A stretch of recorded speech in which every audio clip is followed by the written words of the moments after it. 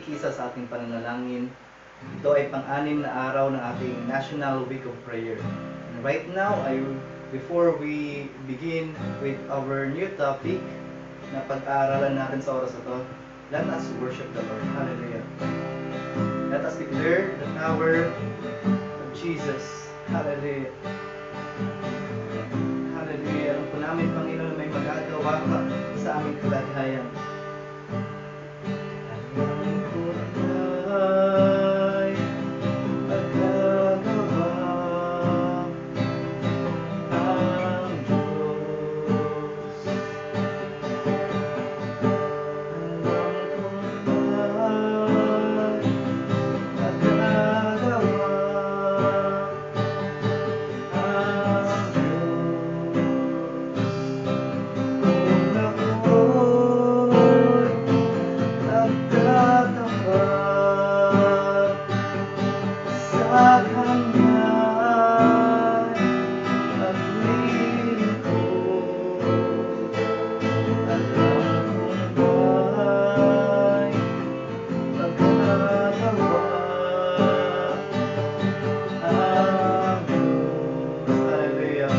Panginoon, alam po namin na meron kang magagawa sa kalagayan po ng aming bansa. Kaya sa oras po ito, Panginoon, pinapapuritan ka namin, pinapasalamatan ka namin, Panginoon, sapagkat alam po namin na kumikilos ka sa aming po mga buhay. Ikaw ang Diyos na kumakatagpo sa lahat ng aming pangangailangan. Ikaw ang Diyos na nagbibigay sa amin ng kalakasan. At sa oras po ito, Panginoon, Ikaw ay aming pong pinapapurihan. Ngayong pag-ibig nga po, Panginoon, ay paranas mo sa bawat isa. Ganon din, Panginoon, sa oras mong ito, humihingi kami ng kapatawaran sa lahat ng aming pagkakasala. Kami nga po, Panginoon, ay yung patawarin, linisin mula sa aming mga pagkakamali, mula sa aming mga pagkukulang.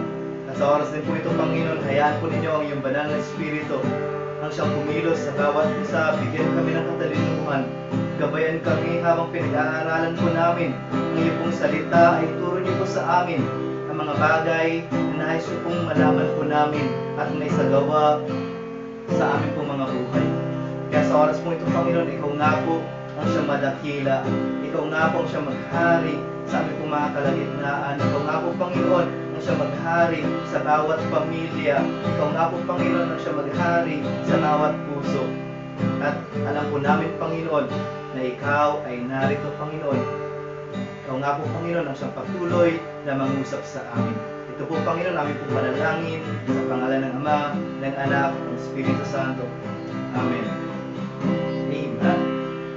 So, today we're going to talk about Yahweh in times of no way. Sa pagkakataon na wala ng paraan, wala ng daan, sa pagkakataon na parang wala ng solusyon, there's still Yahweh. There's still God na talagang may pakialam para sa atin. So, let us study the Word of God in Exodus chapter 14, especially in verse 14. The Lord will fight for you. You need only to be still. So, Moses is in that condition, in that situation, is encouraging his people, the Israelites. Sinasabi ni Moses sa mga Israelites, the people of God, na you need only to be still. Ang kailangan mong gawin, ang kailangan nyong gawin ay manatili sa Panginoon. Bakit? Because the Lord will fight for you. Ang Diyos ang siyang magtatanggol sa inyo. Ang Diyos ang siyang lalaban para sa inyo. And that is Moses encouraging his people. Pero ano ba yung nangyari dito? Bakit ganun yung kalagayan nila or ganun yung pag-encourage ni Moses? So pag-usapan natin, first is the experience. Ano ba yung mga naranasan ng mga Israelites together with Moses? First is wonders in Egypt.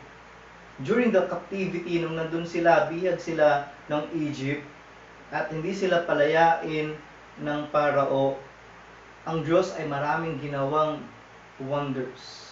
Marami siyang ginawang miracles. Marami siyang ginawang kakaiba sa pagkakataon na yon na ay hindi nila akalain na mangyari. So, na-experience nila yung wonders na yon. And here comes still the Pharaoh didn't want to let them out of the Egypt. From that kind of miracles, from that kind of situation, from that kind of condition na naranasan ng mga Israelites at ng Egypt, with those kinds of wonders, si Pharaoh ayaw pa rin niya na bitawan at palayain ang Israelites. So, they experienced this captivity, but with that kind of captivity, hindi sila pinabayaan ng Diyos. Bakit? Nagparanas ang Diyos sa kanila. Pinakita ng Diyos sa kanila yung kanyang kapangyarihan. So, next na pangyayari dito is freed from captivity. At last, ay nakalaya din sila from that captivity. So, napakarami na pangyayari muna ang nangyari sa Egypt before pumayag ang Pharaoh para palayain sila. So, during that time, because the Israelites obeyed the Lord, according sa Exodus chapter 12 verse 50 and 51, because the Israelites do what the Lord commanded to Aaron and Moses, because those Israelites obeyed the command, yan, nakalaya sila. So sometimes ang paraan kuminsan ang paraan sa para masolusyonan ang mga suliranin lalo na sa ating bansa ay hindi yung patalinuhan kuminsan. Kuminsan yung pagsunod. Yung pagsunod ang pinaka-importante doon. So in Exodus chapter 12 verse 50 and 51 makikita nyo doon na nung sumunod yung Israelites sa mga pinapagawa ng Panginoon sa pamamagitan nila Aaron and Moses, doon sila nakalaya from that captivity. So I'm encouraging you, those leaders that we have right now are being used by God. Sila mismo yung ginagamit ng Diyos para saan? Para ayusin ang ating bansa. So what we need to do is to obey them. What we need to do is to submit in their authority. So yun yung ginawa nila dito. From how many years of captivity, at last, nakalaya sila. So naranasan nila yun. Nakalaya from the hand of Egypt or from that captivity. Third, nung nandun na sila sa desierto, kasi patungo sila ng Red Sea. Alam na nila yon, nang dadaanan nila sa desierto, papunta ng Red Sea.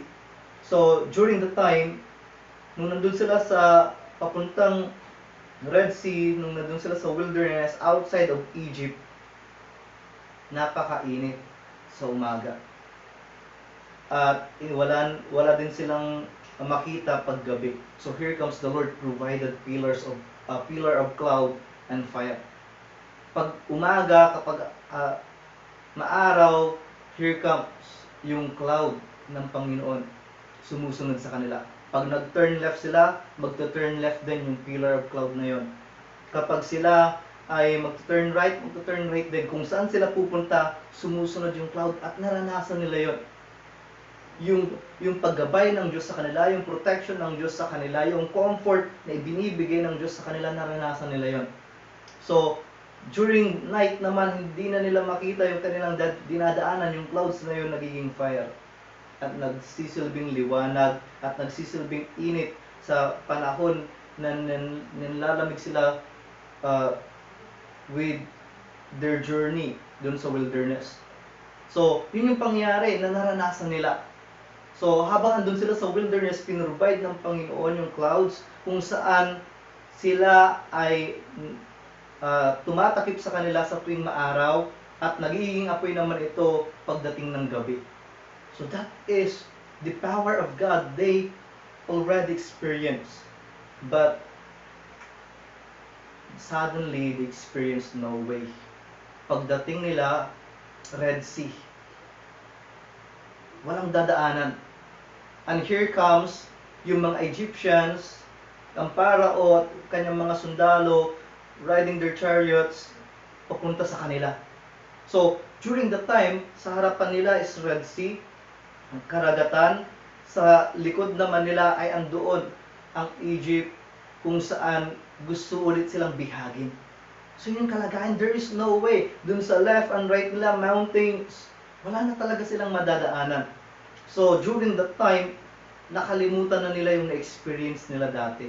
Nakalimutan na nila kung ano yung ginawa ng Diyos sa buhay nila dati. Nakalimutan nila na meron silang Diyos na kumatagpo ng lahat ng kanilang pangangailangan, na nagbigay ng mga miracles para sila'y makalaya. And here comes, pagdating ng no way, wala ng paraan, wala ng solusyon, wala ng daan, nakalimutan na nila, nag-iba na yung condition nila. So, their expression during that no way, during the time na wala na silang madaanan, ito yung expression ng mga Israelites. First is they are terrified. Bakit sila terrified? Wala nga silang madaanan eh. Tapos, pagbalik nila, tumingin sila sa likod nila, nakita nila chariots of kasama yung Parao, at gusto silang habulin, gusto silang huliin. So that is their situation. That's why they're being terrified. Natatakot na sila, baka dun na sila mamatay. Second is wept. Umiyak sila. Wala na silang magawa kundi umiyak. Umiyak sila sa sobrang takot nila, umiyak sila sa sobrang pagod nila, umiyak sila dahil sa condition na nararanasan nila during that time. Wala ng paraan, wala ng madadaanan, parang mamamatay na sila. So umiyak na lang sila. Then, third, confused. Sabi nga ng mga Israelites, wala na bang libingan dun sa Egypt? Kaya tayo pinapunta ng Diyos dito para mamatay. They are confused. Akala nila, ipinunta sila ng Diyos dun sa lugar na yun para mamatay. Akala nila, yung Diyos na nagpalaya sila mula sa Egypt, ay pupunta sila dun sa wilderness na yun upang mamatay. They're confused. Nakalimutan na nila na merong Diyos na magtatanggol sa kanila. Then, fourth, hopeless. Wala na silang pag-asa. Kaya nagreklamo na sila kay Moses, umiiyak na sila, umahagulgol sila kay Moses. But here comes, Moses said, the Lord will fight for you. The Lord will fight for you.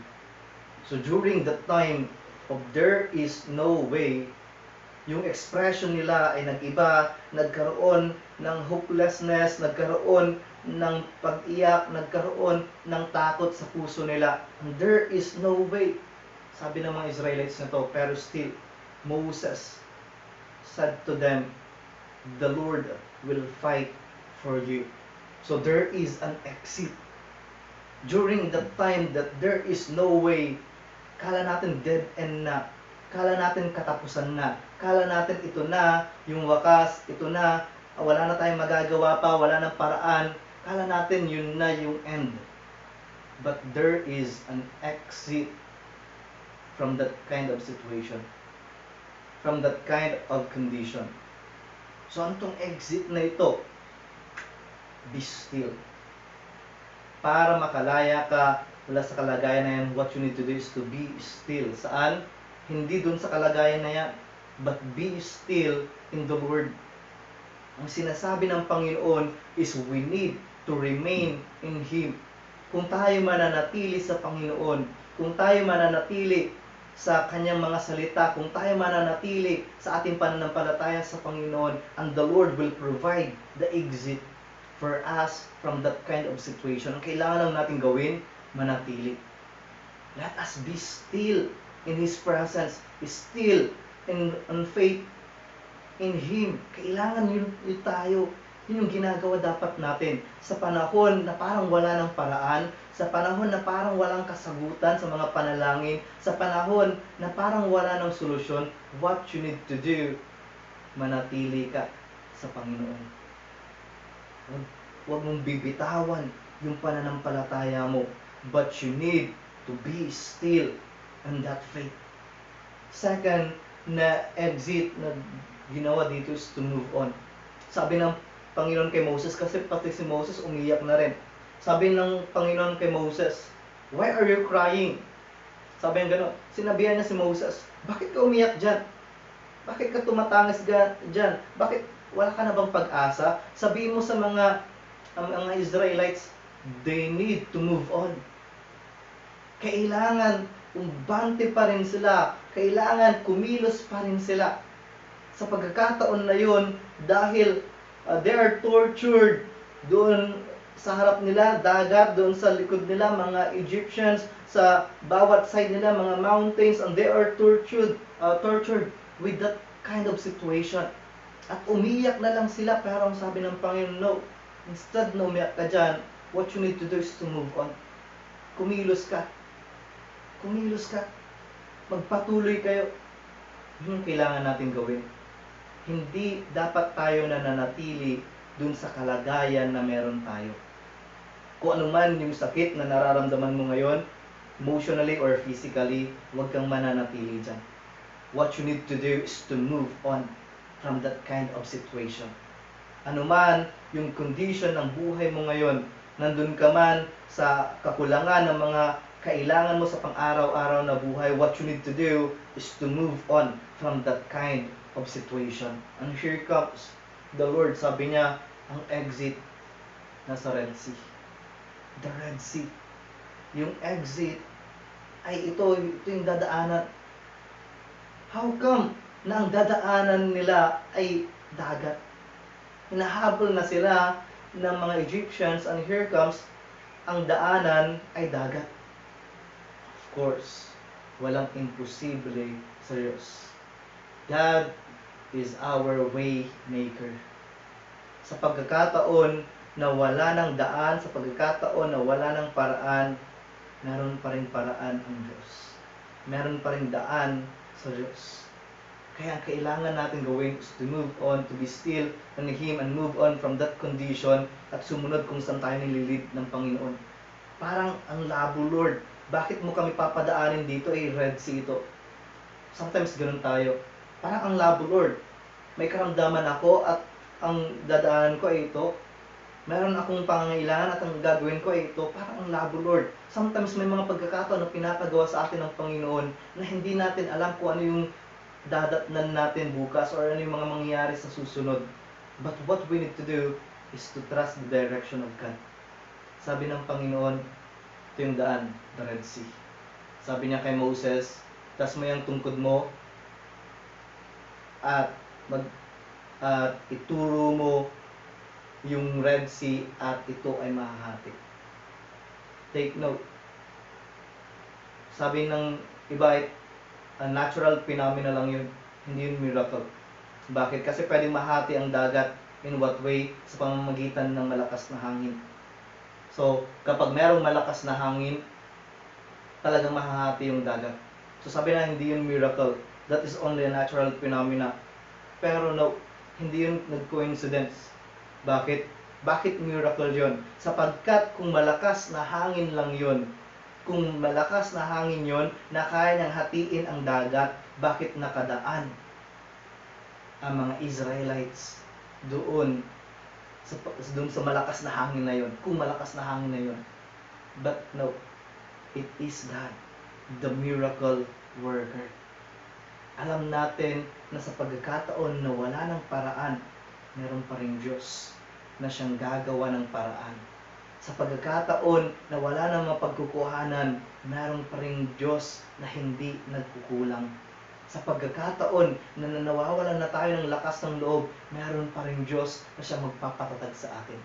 What we need to do is to to be still, to move on and to follow the direction of God. Sabi niya, Red Sea. Kung ano man yung sinasabi ng Panginoon sa iyo sa oras na ito, you need to obey the Lord. At ang gagawin ng Diyos, He will provide the way from that no way. Let us always remember Exodus chapter 14 verse 14, the Lord will fight for you. You need only to be still. Ang Diyos na yung lalaban para sa iyo. May karamdaman ka ngayon, ang Diyos na ang lalaban para sa iyo dyan sa karamdaman na yan. May pangangailangan ka ngayon, ang Diyos na ang lalaban para sa iyo para sa pangangailangan na yan. What you need to do is to remain faithful to Him. Remember this thing. Even there is no way, there is still Yahweh. There is still Yahweh who divided the sea. Tandaan natin yon. Kung gumawa nga siya ng daan from that sea. How about your condition right now? Ano man yung condition mo ngayon, gagawa ang Diyos ng paraan, gagawa ang Diyos ng daan para katagpuin yung pangangailangan mo, para ikaw ay pagalingin. Kaya sa oras na ito, you need to be still in His presence. Manatili ka sa Kanya, magtiwala ka sa Kanya, at alam natin na ang Diyos may magagawa sa buhay natin. Prayer brings way. Kung wala nang daan, wala nang paraan, here comes. What you need to do is to pray. Prayer brings way. It will lead you from that kind of condition to move on to another situation where there is breakthrough. Merong tagumpay. So sa oras na ito, I'm encouraging you. Whatever your condition right now, what you need to do is to pray for it. Alam natin ang Diyos may magagawa sa ating mga buhay. Hallelujah. Let us worship the Lord as you declare the word of the Lord in your life right now. Hallelujah. Jesus. Jesus.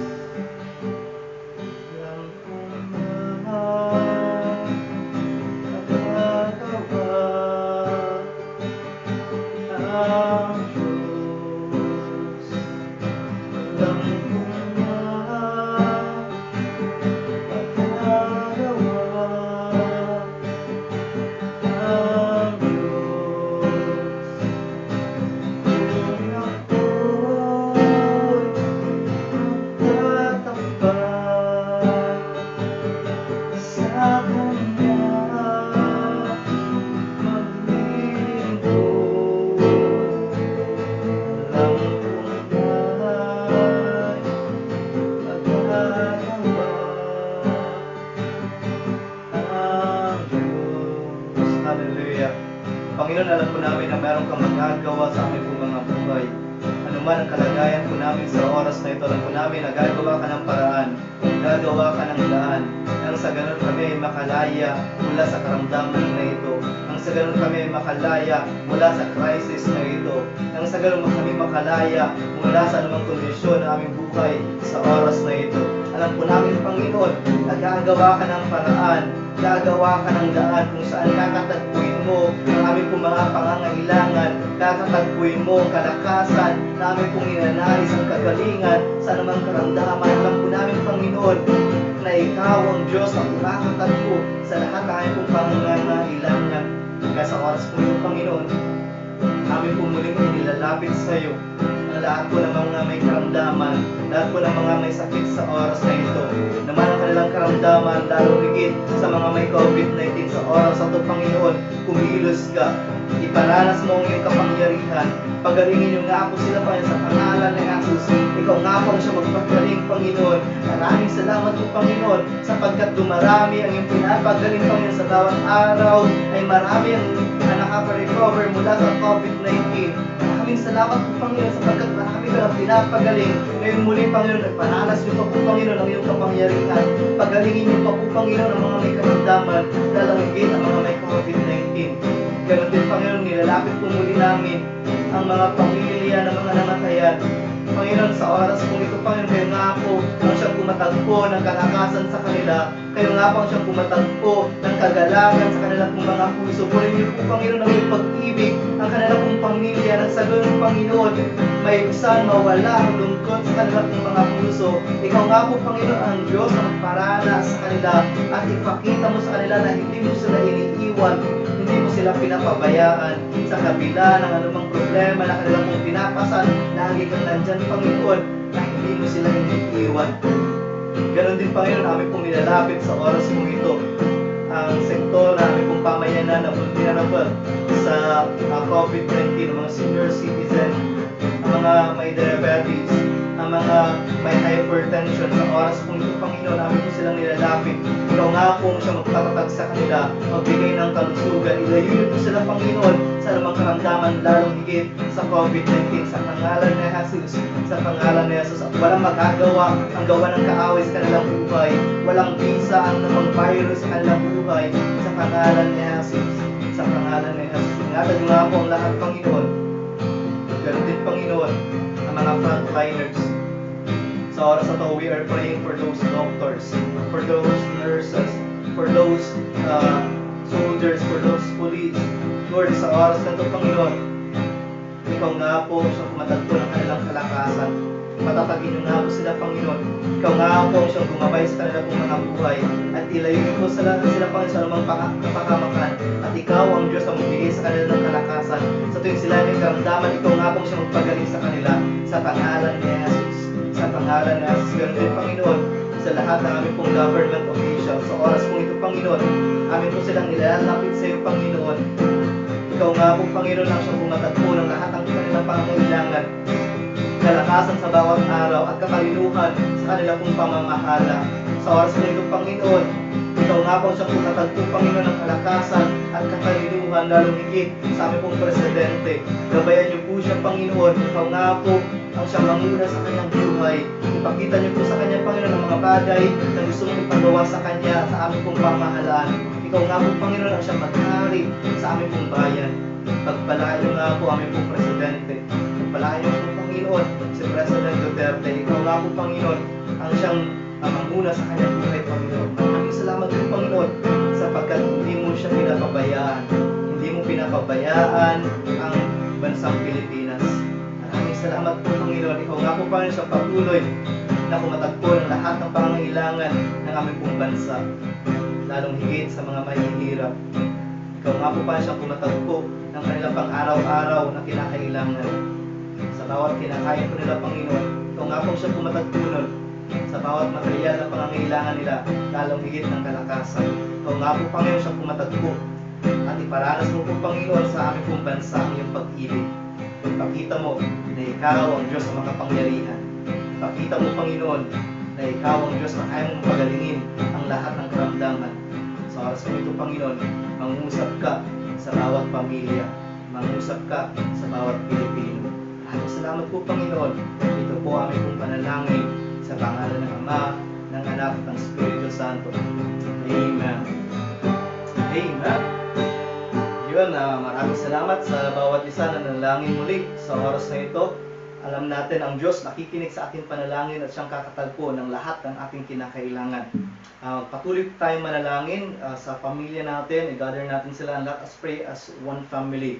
Ganun din, I'm encouraging you to like our Facebook page, Maliwer Christian Church, para ma-update tayo sa mga premiere and live stream na na-upload doon. Bukas po, meron po tayong prayer and fasting. Let us join at least 12 hours. Kung kaya natin ng from 12 midnight to 12 noon na hindi kumain, at least 12 hours maibigay natin for this prayer and fasting. Kung kaya mo naman yung 6 a.m. to 6 p.m. or 12 noon to 12 midnight. So kung ano man yung appropriate sa'yo, let us join this prayer and fasting. This is national prayer and fasting. Let us pray as one nation.